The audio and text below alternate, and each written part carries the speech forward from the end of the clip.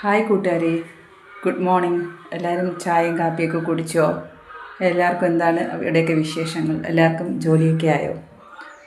ഇന്ന് എൻ്റെ കുറച്ച് സ്പെഷ്യൽ ഡിഷുകളാണ്. സ്പെഷ്യൽ എന്ന് പറയാൻ വലിയ സ്പെഷ്യലൊന്നുമല്ല, എന്നാലും ഒരു ചെറിയ സ്പെഷ്യലാണ്. നൊത്തോലി മീൻ. ഈ മീൻ നമ്മുടെ നാട്ടിൽ സാധാരണ ചെറിയ മീനിനാണ് നൊത്തോലി എന്ന് പറയുന്നത്. ഈ മീൻ കോന്നൊത്തോലി എന്നാണ് പറയുന്നത്. നിങ്ങളുടെ നാട്ടിൽ എന്താണ് പറയണമെന്ന് കമൻറ്റ് ചെയ്യണേ, കാണിച്ചു തരാം. ഇതാണ് ഞാൻ പറഞ്ഞ നൊത്തോലി. നൊത്തോലിയല്ല, ഇത് കോന്നൊത്തോലിയാണെന്ന് തോന്നുന്നു. അമ്മയൊക്കെ പറയണ കേട്ടിട്ടുണ്ട്. നിങ്ങളുടെ നാട്ടിൽ ഇതിൻ്റെ പേരെന്താണ് പറയുന്നതെന്നൊന്ന് കമൻറ്റ് ചെയ്യണേ.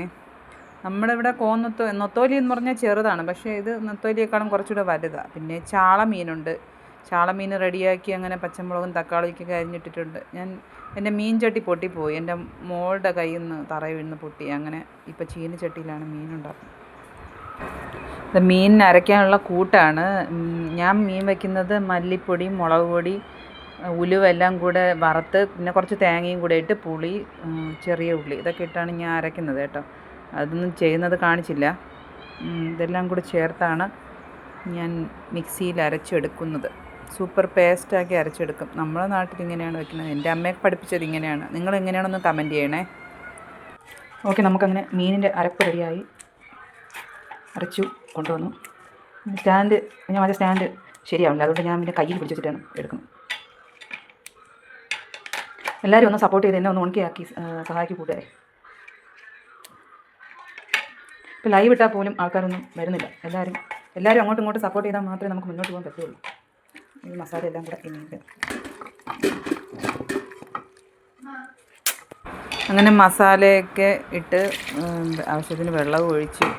പക്ഷേ ചീനിച്ചട്ടി വയ്ക്കുന്ന മീൻ അത്ര ടേസ്റ്റ് കാണില്ല. മീൻ ചട്ടിയിൽ വയ്ക്കുന്നത് തന്നെയാണ് ടേസ്റ്റ്. പിന്നെ ഇപ്പോൾ പെട്ടെന്ന് ചട്ടി വാങ്ങാൻ പറ്റില്ലല്ലോ, അതുകൊണ്ട് പിന്നെ വയ്ക്കാൻ ചൂട് തുടങ്ങിയതുകൊണ്ടാണെന്ന് അറിഞ്ഞൂടെ. ഭയങ്കര ക്ഷീണവും വെപ്രാളവും ഭയങ്കര ബുദ്ധിമുട്ടാണ്. ആരോഗ്യമൊക്കെ കുറഞ്ഞു പോകുന്ന പോലെ തോന്നുന്നു. 38 വയസ്സാകും മുമ്പേ ആരോഗ്യമൊക്കെ കുറഞ്ഞു.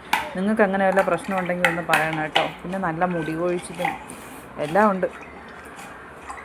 അങ്ങനെ മീനിനെ എല്ലാം റെഡിയാക്കി മസാലയൊക്കെ ഇട്ട് വെച്ചു. മീൻ ചട്ടി വാങ്ങിട്ട് വെച്ചു.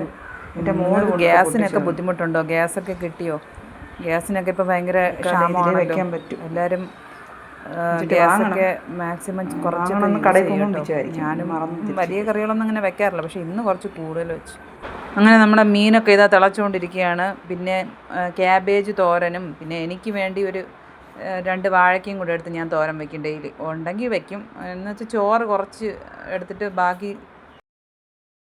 അങ്ങനെ നമ്മുടെ ചോറും കറികളും ഒക്കെ റെഡി ആയിട്ടുണ്ട്.